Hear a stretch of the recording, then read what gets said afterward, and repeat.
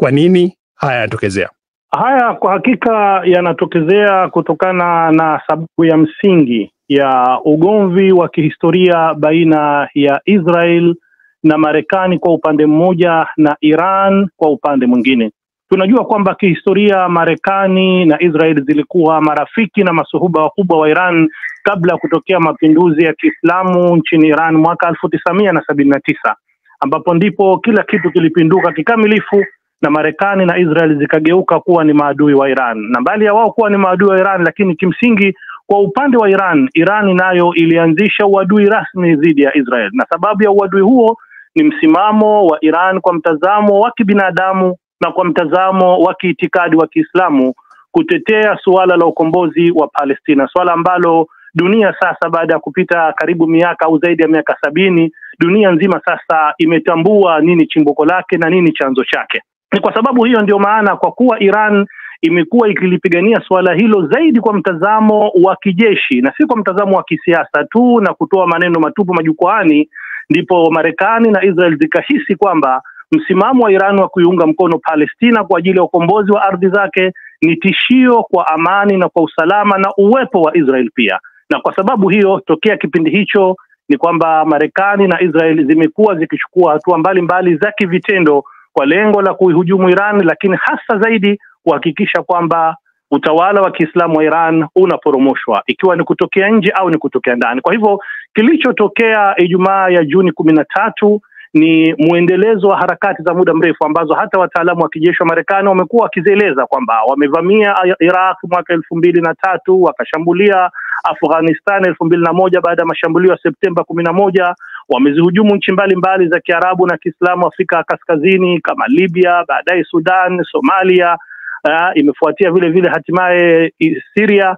Lengo ni kwamba mzunguko huo wote unalenga mwisho wa siku ni kwamba kutaka kuilenga na kuimaliza Iran. Kwa hivyo hili lililotokea Juni 13 ni mpango wa muda mrefu ambao umekuwa ukitafutiwa sababu na kisingizio. Na kwa kuwa waziri mkuu wa Israel Benjamin Netanyahu kwa muda wote huu sasa, kama ulivyoashiria katika utangulizi wa mazungumzo yetu, kwamba ameelekeza hujuma zake zaidi katika ukanda wa Gaza ambako ndiko chimbuko la mgogoro mkuu wa Mashariki ya Kati na kusudia ardhi za Palestina, kutokana na kutofanikiwa katika malengo yake katika vita hivyo hadi hivi sasa, ambayo ameeleza kwamba ni kuangamiza Hamas, kukomboa mateka na kuhakikisha kwamba Hamas na makundi yote ya mukawama na mapambano ya Palestina yanaangamizwa. Na kwa kuwa uwepo wake wa kisiasa madarakani umekuwa katika hali tete, sasa amehisi kwamba aanzishe harakati au chokochoko nyingine mpya za kisingizio kwamba eti Iran ina malengo ya kuunda silaha za nyuklia, na kwa sababu hiyo Israel haiwezi kulivumilia swala hilo. Kwa hivyo kwa mukhtasari tu ni kwamba hicho ndicho chanzo na chimbuko la hichi tunachokiona hivi sasa. Naam, asante Abdul Fattah, lakini ni kama vile umeelekeza jiwe lako la teo mahala pengine, kwa sababu wenyewe walioanzisha mashambulizi haya sasa kwa maana ya Israel wamesema tangu miaka mingi kwamba Iran ina mpango wa kutengeneza silaha nyuklia, ina mpango wa kurutubisha madini yake, na kwa hivyo wamekita makini yao katika silaha za nyuklia. Ndipo penye ambapo, na kwa sababu kama walivyosema kihistoria kwamba Iran ina mtazamo wa kiuadui dhidi ya Israel, na Israel inajihisi kwamba haiko salama mikononi mwa Iran ambayo ina silaha kali kama hizo. Lakini umetutangulia kutuambia kwamba sababu kuu ni Palestina, sababu kuu ni muendelezo wa kuziporomoa dola na mataifa ya Kiislamu, Iraq, Afghanistan, Libya, Somalia, Syria, na pengine sasa ndio taifa la mwisho ni Iran ambalo linaandamwa. Kwa nini unaunganisha vitu hivi wakati wazi kabisa waliovamia wanasema kwamba lengo lao ni kuizuia Iran isiwe tu na silaha za nyuklia?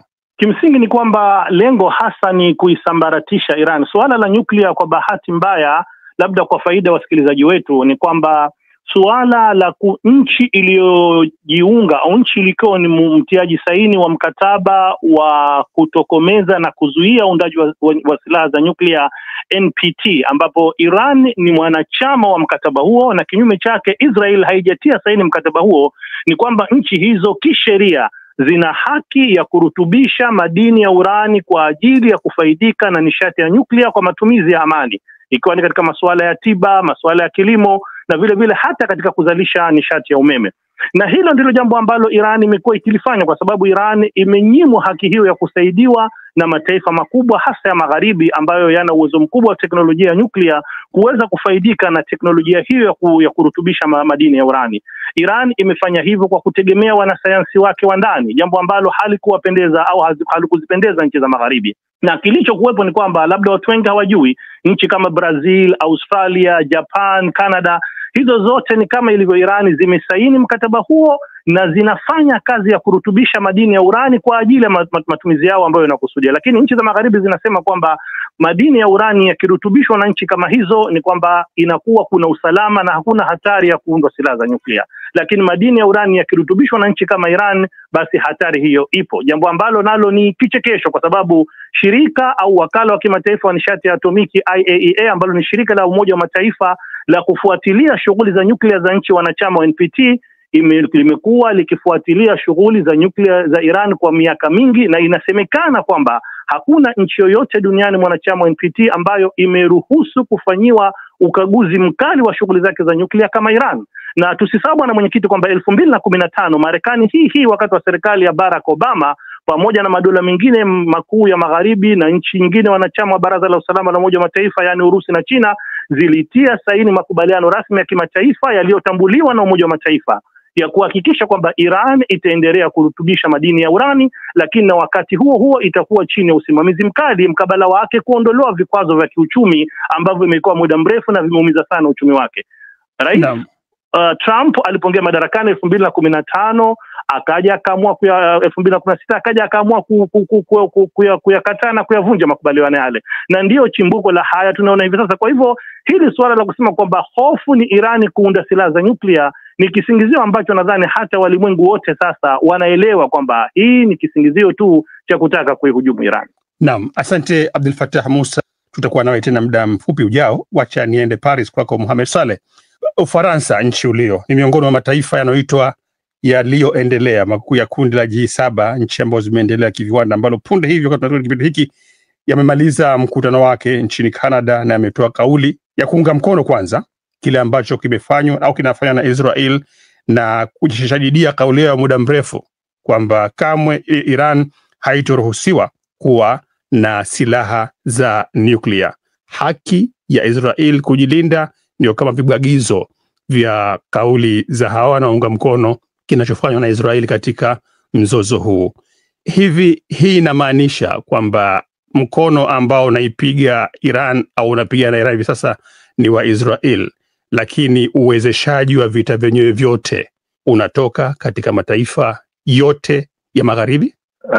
Bila ya shaka ni kwamba Israel haiko peke yake, japokuwa kwa sasa wako wao ndio walioko mbele, lakini kwa vovote vile kuna hizi nchi kubwa za magharibi ambazo zenye vyombo katika sehemu zile ambavyo bila shaka yote vinasaidia kwa aina moja au kwa aina nyingine. Rais wa Ufaransa Macron hivi karibuni alisema kwamba ikiwa Israeli itawataka au itawaomba kuwasaidia katika kuyaporomosha makombora ya Iran, wako tayari kufanya hivyo. Maneno aliyokuwa akisema bwana Trump yanaonyesha wazi kwamba wao wamo katikati ya hii nani, kwa sababu anasema hivi, kasema kwamba hivi sasa wanaidhibiti anga ya Iran. Kwa hivyo ina maana kwamba wamo vitani bila ya kujitokeza, japo kwa pengine hawajaingia bado kwa kutumia vyombo vyao, kwa sababu kwa mfano kuweza kubomoa hasa hizi miundombinu ya nyuklia ya Iran, Israeli haina uwezo wa kufanya hivyo peke yake. Inabidi lazima wapate msaada kutoka Marekani, na kitu ambacho anachokifanya sasa hivi waziri mkuu wa Israel Netanyahu ni kujaribu kutafuta kila njia ya kuzivuta hizi nchi ambazo sasa hivi labda zinamsaidia chini ziweze kuingia vitani kama ilivyotokezea ilivyokuwa kule Iraq. Kwa sababu ukiangalia pia vita vya Iraq, chanzo ilikuwa ni huyu waziri mkuu wa Israeli, ambayo katika list ya nchi ambazo alikuwa ameweka au katika orodha ya nchi ambazo walikuwa wameweka kwamba zinabidi zishughulikiwe ilikuwa Iraq. Iraq imekwenda, Syria imekwenda, sasa hivi wanashughulikia Iran. Na mwanzo alivyoanza alikuwa anazungumza kwamba ni swala la kudhibiti na kubomoa miundombinu ya nyuklia, lakini sasa hivi wanazungumza swala la kubadilisha serikali, yani kuangusha utawala uliopo na kuleta utawala mpya. Japo kwa Wafaransa swala hilo hawalikubali kwa sababu wameona matokeo ya nchi zilizofanya mambo kama hayo yalivyotokezea. Iraq, wameona Afghanistan, kwamba kuvunja au kuziangusha zile serikali zilizoko madarakani bila ya kuwa na mpango mbadala kunaleta vurugu baadaye. Kwa hivyo sasa hivi tunamsikia bwana Netanyahu akisema kwamba lengo lao sasa hivi pia ni kuiangusha serikali ya Iran na kutokana na utawala wa Kiislamu na kuleta demokrasia. Naam, ni kama vile kwamba unachosema Mohamed ni washirika ambao wanatofautiana na sio kwamba ni washirika ambao wanafanana katika dhamira yao kuelekea eneo hili. Manake nilipofahamu kupitia kwa mfuatani kwamba hapana, hawa wote ni kitu kimoja, wanafanana kwa rangi zao, wanafanana kwa sauti zao, wanafanana kwa matendo na sura zao. Wewe unasema hapana, kuna pahala ambapo wanatofautiana. Ukitaka ukweli ni kwamba hapana pahala ambapo wanatofautiana. Wanatofautiana katika yale maneno ambayo wanayatumia kujaribu kuwauzia wananchi wao, kwa sababu katika hizi nchi sio kila mtu anakubaliana nayo, lakini ni watawala ambao wako pamoja katika hili, na sidhani kama wao wanatofautiana. Lakini hivyo inabidi, kwa mfano kwa hapa Ufaransa, Macron inabidi atafute njia za kuonesha kwamba yeye anasimama kwa ajili ya kulinda uhai wa taifa la Israeli, lakini kuna mambo hakubaliani nayo, lakini pengine dhati ya moyo wake anakubaliana na yale ambayo anajaribu kutaka kufanya huyu bwana Netanyahu. Tizama yale yatokea toka nyuma huko mpaka hivi leo, kinachofanyika sasa hivi ni kutaka kuhakikisha kwamba hakutokuwa na utawala au nchi ambayo itakuwa na nguvu ya kuizidi Israeli. Na mimi sidhani kwamba baada ya Iran, sababu hapa wanazungumza kwamba Iran labda pengine inaweza ikaporomoka ikiwa Marekani itaingia vitani. Kwa hivyo sidhani kama baadaye huyu bwana atasimama hapo. Kwa hiyo hizi nchi nyingine ambazo sasa hivi zimekaa kimya kama kina Saudi Arabia na wengine, inaweza ikawa pengine baadaye ikawa zamu yao, sio? Naje kwako Lugete, Musa Lugete, tulishuhudia katika historia mauaji ndani ya Iraq kabla ya kuvamiwa na Wamarekani, mauaji ndani ya Syria kabla ya kuondoshwa Bashar al-Assad hivi karibuni, kabla ya kuanza machafuko ambayo baadaye yalikuja kupelekea kuporomoka kwake, mauaji ndani ya Libya pia, mauaji Somalia na kadha wa kadha. Kwani si kweli kwamba nchi hizi zenyewe tawala zake zilikuwa zinaharibu uhai na maisha ya watu wake hata kabla kuingiliwa na mataifa ya magharibi? Ni kweli unavyosema ndugu bwana Mohamed Khelef, lakini siku zote mataifa ya magharibi wanapokuwa wanataka kuingia nchi fulani kuiangamiza au kubadilisha utawala, wamekuwa wakitumia kivuli cha demokrasia na kulinda haki za binadamu ili wapate kuungwa mkono na hata wananchi wa hizo nchi wanapokwenda. Itakumbuka kwamba Marekani ameanza chokochoko zake nchini Irani hata kabla ya mapinduzi ya mwaka 79. Itakumbuka kwamba mwaka 1953 Marekani, Israeli na washirika wake walianzisha Operation Ajax kumuondoa waziri mkuu wa Irani marehemu Mohammad Sadegh, ambaye aliamua kutouza mafuta yake kwa Waingereza na makampuni ya Marekani, na hivyo kuonekana ni adui namba moja. Kwa hiyo lengo lao la kutaka kuingia nchi fulani, wamekuwa wakitumia kigezo cha kulinda uhai wa watu na demokrasia, lakini hiyo ni njia ambayo imekuwa ni njia ya uongo ambayo kwa baadaye labda watu wanaweza wakaiamini ili kuunga mkono juhudi labda za magharibi wanapokuwa wamevamia taifa fulani. Asante. Umetaja nukta ya mwaka 1953 Sadiq na masuala ya mafuta, na hii nukta muhimu sana ambayo nataka tuizungumzie. Je, mafuta katika ghuba ya Uajemi pamoja na Mashariki ya Kati ndiyo laana ambayo inawafanya wasiwe salama miaka yote hii tangu nishati hii imegunduliwa? Kwako Abdul Fattah Musa. Bila shaka yoyote, katika suala zima la madola magharibi yakiongozwa na Marekani, Uingereza na hata Ufaransa, katika suala zima la kujiingiza kijeshi na kuwa na ushawishi kamili wa kisiasa katika eneo la Mashariki ya Kati, ndani yake kuna kusanyika sababu kadhaa za kimsingi, kama ambavyo tulivyoeleza kwamba moja ni suala zima la kuhakikisha kwamba zinatetea, zinalinda kwa gharama yoyote uwepo wa Israel katika Mashariki ya Kati, na kimsingi kukwamisha ajenda ya kimsingi na ya kisheria ya kupatikana nchi huru ya Palestina. Hili ni suala moja ambalo wao wanalipigania, na kwa hakika pamoja na kwamba nchi za magharibi zinadai kuhitaji Israel kwamba ndiyo nchi pekee ya kidemokrasia katika Mashariki ya Kati, lakini kiuhalisia Israel ni sawa na askari, na kama tutalinganisha katika masuala ya mtu labda na mnyama wake, basi unaweza kumlinganisha kama labda kama ni askari. Sasa nchi za magharibi, basi huyu ni mbwa wa askari ambaye anatumiwa kufanikisha malengo ya kazi za bwana wake.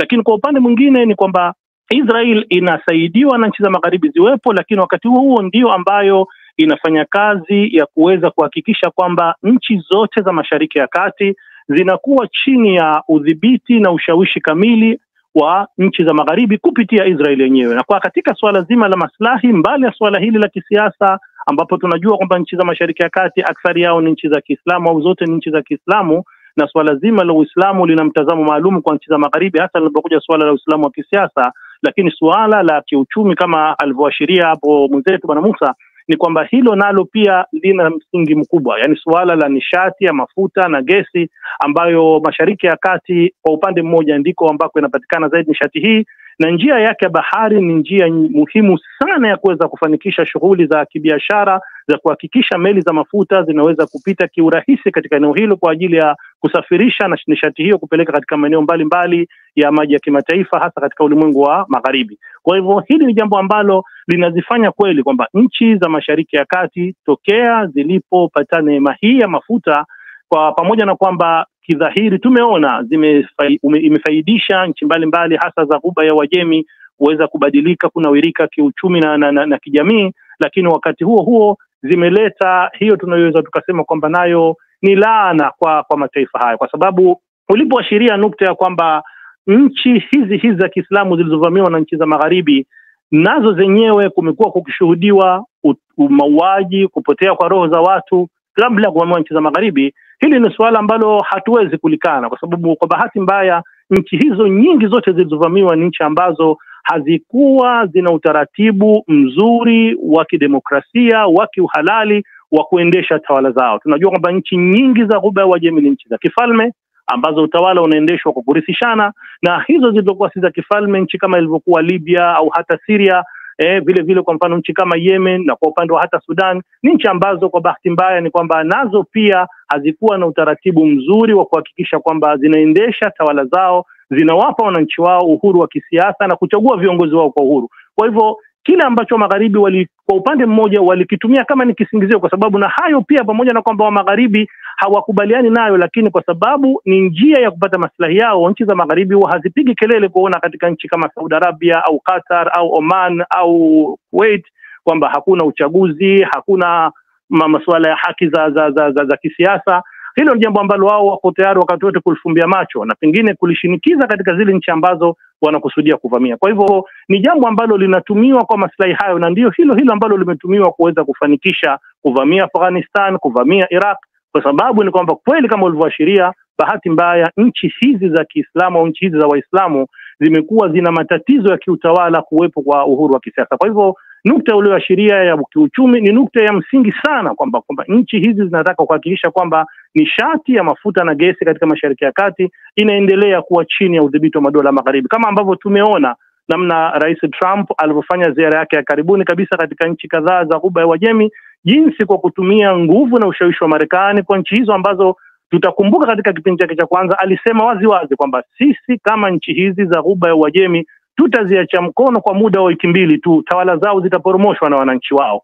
Alieleza hilo. Kwa hivyo kuonyesha kwamba wao wanafaidika na nishati na utajiri wa nchi hizo, kukamua utajiri wa nchi hizo, kwa sababu tu vile vile zinatumia suala la kuziridhia tawala za nchi hizo ziendeshe nchi zao kwa namna ambavyo zinaridhia wenyewe bila kujali kwamba wananchi wanaridhika na mifumo yao au la. Asante. Hili swala kidogo la kutaka maarifa zaidi kuliko kutaka wanavyosema mjadala. Hiki ambacho sifa ambazo mlitaja ilizonazo na ambazo mlitanguliza kutaja mwanzoni walizokuwa nazo Iraq, Afghanistan, Libya na mataifa mengine ndizo ambazo zinatajwa kwamba Irani ya leo inazo. Iran inatajwa kwamba ina ukosefu wa haki za binadamu, inatajwa kwamba ina ukosefu wa haki za mwanamke kwa mahsusi kabisa, inatajwa kwamba haina utawala wa kidemokrasia. Ndio maana hata Netanyahu alipokuwa anazungumzia kuhusu mabadiliko ya kiutawala anasema kwamba kumuondosha dikteta na kuifungua nchi ikawa katika utawala wa demokrasia na kuwa na uhuru zaidi katika eneo la Ghuba na katika Mashariki ya Kati. Wewe umeishi Iran, kwa maslahi ya kupata maarifa kwa wasikilizaji wetu, Iran ni nchi ya demokrasia wale? Bahati mbaya sana ni kwamba Iran ni nchi dhaifu katika masuala ya vyombo vya habari na kuweza kujitangaza kimataifa.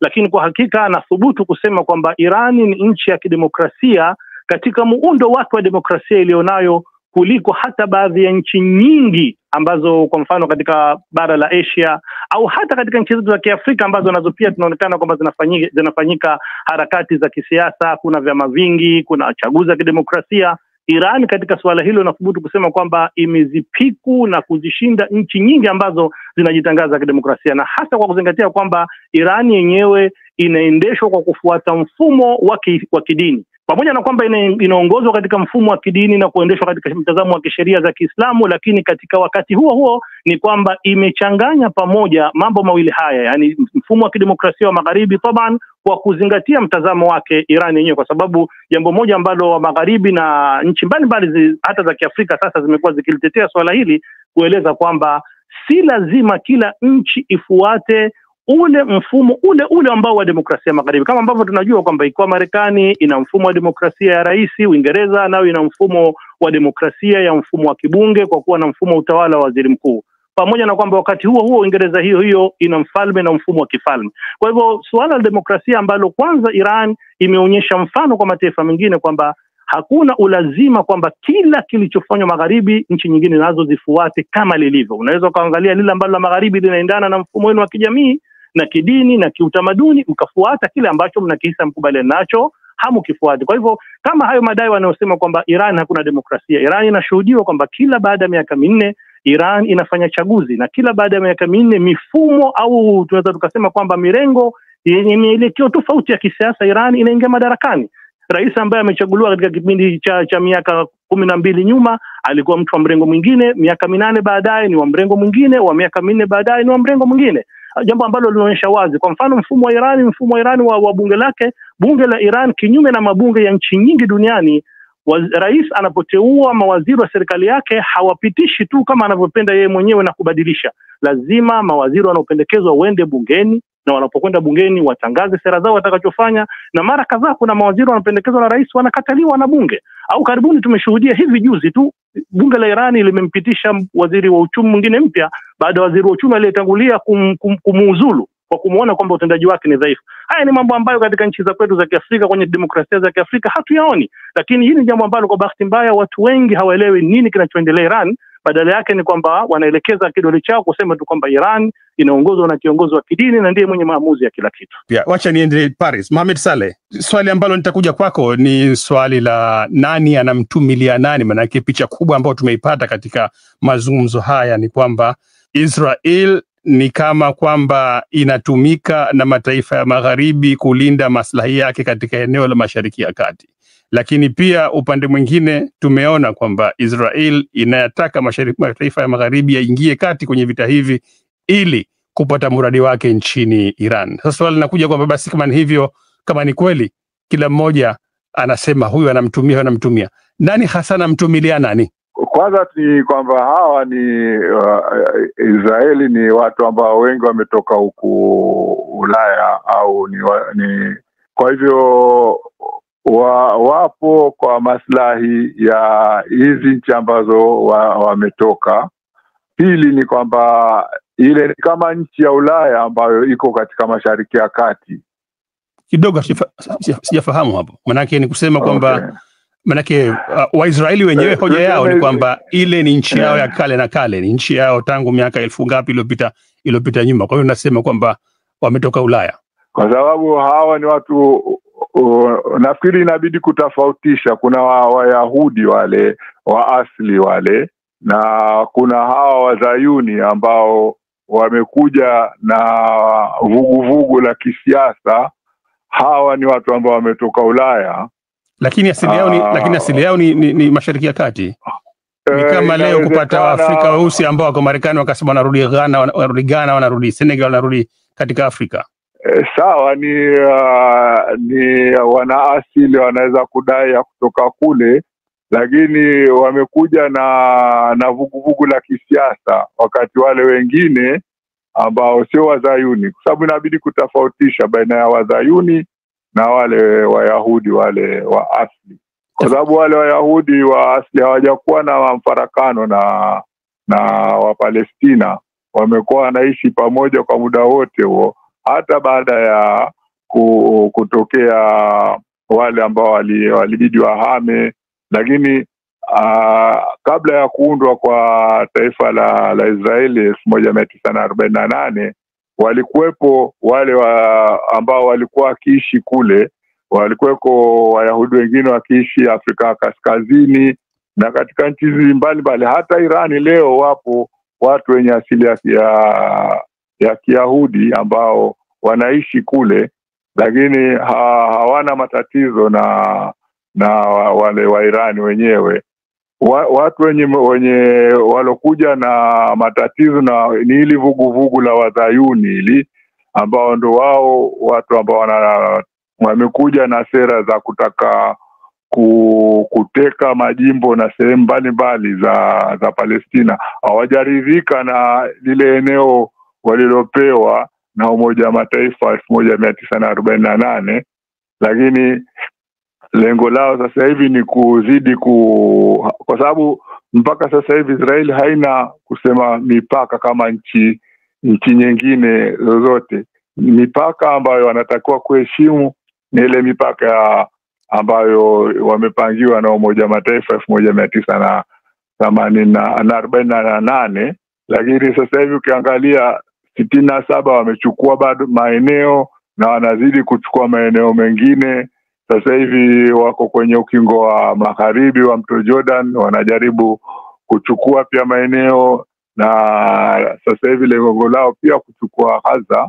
Kwa hivyo kwa mfano, kwa nini haya mapigano yameanzishwa sasa hivi? Ni kwa sababu kulikuwa kumetokea vuguvugu kubwa duniani la kutaka vita vya Gaza vimalizwe,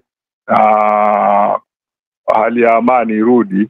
Kwa hivyo kitu ambacho amefanya waziri mkuu wa Israeli ni kujaribu kufungua mapambano sehemu nyingine ili watu wasahau yale yanayotokezea Gaza.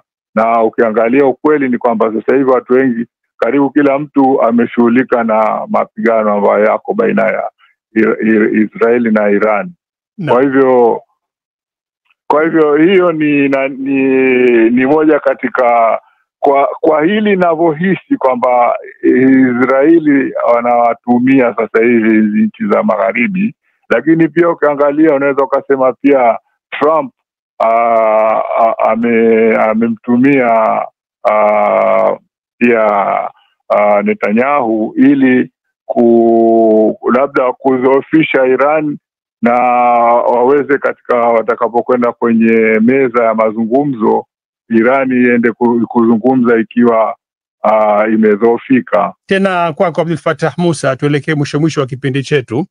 Wewe ni mkazi wa muda mrefu wa Iran, unatokea Afrika Mashariki na unayaona mambo yanavyokwenda katika jicho la kilimwengu, na pia mtu ambaye anaishi ndani ya nchi ambayo saa hizi ipo katika mtafaruku huu, unadhani kwamba kuna njia yote ile ya kutoka salama? Njia ya kutoka salama kwenye mgogoro huu ipo, lakini kwa sasa ninavyoiona imefikia kwenye hali ya mkwamo, na sababu ya mkwamo ni kwamba kile ambacho kilikuwa ni chanzo cha mgogoro huu, yani msimamo wa rais wa Marekani Donald Trump, kwa sababu pengine na hili pia wasikilizaji wetu wanaweza kuwa pengine baadhi yao wameghafilika nalo, ni kwamba rais Trump alitangaza awali kwamba anataka kufanya mazungumzo ya ana kwa ana na ya moja kwa moja na Iran ili kulitatua suala hili la nyuklia, ili kuhakikisha kwamba Iran haiundi silaha za nyuklia, haimiliki silaha za nyuklia, na akatoa muhula wa siku 60 ambazo alisema kwamba ndani ya siku hizi Iran kwanza ikubali kukaa kwenye meza mazungumzo na Marekani, na pili, ndani ya muda huo ihakikishe kwamba inafikia makubaliano na Marekani. Vinginevyo baada ya hapo hali itakayoweza kutokea Iran isipokubali hayo itakuwa ni hali mbaya kwa Wairan. Alitamka wazi wazi hilo. Sasa kilichoshuhudiwa ni kwamba katika hatua ya mwanzo kupitia mwakilishi wake katika Mashariki ya Kati Steve Witkoff, walitamka yeye mwenyewe rais Trump, bali zaidi mwakilishi wake, kwamba katika mazungumzo hayo Marekani iko tayari kuona kwamba Iran itaweza kurutubisha urani kwa kiwango cha 3.5 ambacho kinaiwezesha kutumia nishati ya nyuklia kwa malengo ya amani, jambo ambalo ndilo lililokuwepo katika makubaliano ya nyuma ya nyuklia. Hiyo ndio kauli ambayo walitoa mwanzo na iko wazi inajulikana. Lakini baada ya waziri mkuu wa Israel Netanyahu kuanza kutoa mashinikizo, yeye mwenyewe na rais wa Marekani Trump wakabadilisha kauli, wakaja na msimamo huu wa kusema kwamba katika mazungumzo yao na Iran ni mstari mwekundu Iran kuweza kurutubisha madini ya urani, bali ni mstari mwekundu Iran kuendelea kuwa na mpango wa nyuklia, lazima ivunje kikamilifu mpango wake huo. Na Iran nayo ikasema kwamba suala la kurutubisha madini huo ni mstari mwekundu kwake. Kwa hivyo tulichoshuhudia ni kwamba baada ya kumalizika siku 60 alizotoa rais Trump, siku ya 61 ndipo Israel ilipochukua hatua ya kuishambulia kijeshi Iran, na msimamo umekuwa ni huo kwamba Iran isirutubishe urani, ivunje mpango wake wa nyuklia. Sasa kwa kuwa Iran mpaka sasa msimamo wake umekuwa ni ule ule kwamba haiko tayari kuachana na mpango wake wa nyuklia na haitakubali kwamba isirutubishe yenyewe madini ya urani kwa ajili ya nishati ya nyuklia, ikiwa mvutano huu utabaki kuwa uko pale pale, hofu ni kwamba huenda vita hivi angamizi, vita hivi haribifu vikaendelea kwa muda zaidi ya ule ambao pengine wengi tungetarajia kwamba ufikiwe mwafaka vimalizike. Vinginevyo ni kwamba labda katika mapigano haya yanayoendelea, Israel na Marekani au nchi za magharibi kwa ujumla zihisi kwamba madhara ambayo inapata Israel na mafanikio ambayo inapata katika kuihujumu Iran hayana mlingano au hayakizi matakwa yao, labda upande huo ndio ambao uwe tayari kusimamisha vita. Ingawa siondoi mimi moja kwa moja uwezekano kwamba pengine Iran inaweza ikafika pahala ikakubali kwamba isalimu amri, lakini uwezekano huo unaupa nafasi ndogo zaidi kuliko kutegemea kwamba nchi za magharibi ndizo ambazo zifikie pahala kuikubali haki ya Iran ya kuweza kurutubisha madini ya urani. Asante sana Abdul Fattah Musa. Nimeambiwa Lugete Musa amerudi. Lugete, umerudi? Nimerudi.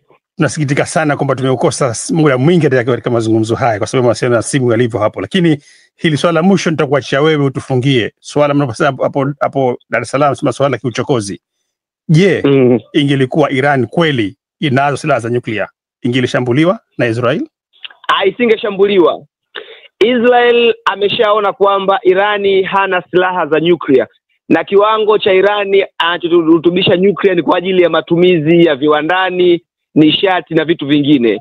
Sababu kubwa ya Israel kuendelea kumchokoza Irani, na ukiangalia kwenye takwimu tangu mwaka 1981 Israel ameua zaidi ya watu 600 maarufu nchini Irani, wakiwemo viongozi wa masuala ya nyuklia, viongozi wa kijeshi, majasusi na watu wengine muhimu. Israeli anachokifanya nchini Irani ni kutaka kulifanya taifa la Irani limsujudie Israel kwa maslahi ya Marekani. Wote tunafahamu kwamba mwaka 1973 Marekani na Saudi Arabia waliingia mkataba unaitwa Petrodollar Agreement, ambapo kwa maana hiyo Saudi Arabia alikubali kuuza heshima ya taifa lake kwa maslahi ya Marekani, kitu ambacho Irani hataki, kwa sababu anataka kuwa taifa huru, kujitegemea kiuchumi, kijeshi na mambo mengine. Ndio mgogoro unapokuja kati ya Irani na Israeli. Pia washirika wa Israeli wanaona kwamba kitendo cha Irani kutumia rasilimali zake, sayansi yake na teknolojia yake ni hatari kwa mustakabali wa siasa za ushindani za Mashariki ya Kati. Na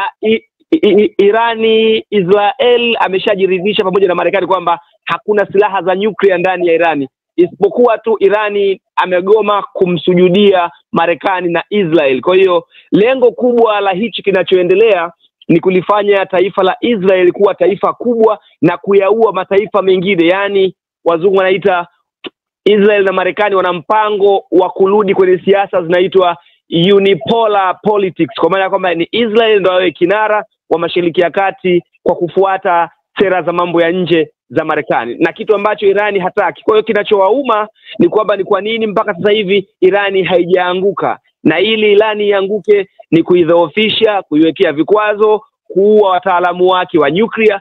Ukweli ni kwamba Irani hajawahi kushambulia taifa lolote lile, lakini tumeona Israel kwa mwaka huu tu 2025, Israel ameishambulia Syria baada ya kuamka Assad akachukua eneo. Israel ameishambulia Lebanoni, Israel ameishambulia Gaza, Israel amemshambulia Irani. Irani hajawahi kushambulia taifa lolote lile, na Irani amekuwa akifuata sheria na kanuni za Umoja wa Mataifa kwa sababu tu hataki kuonekana ni mgomvi. Hata mkataba wa nyuklia wa 2015 Irani amekuwa akikubali wawakilishi wa nyuklia wa IAEA kuja kufanya ukaguzi na tathmini. Israeli hataki.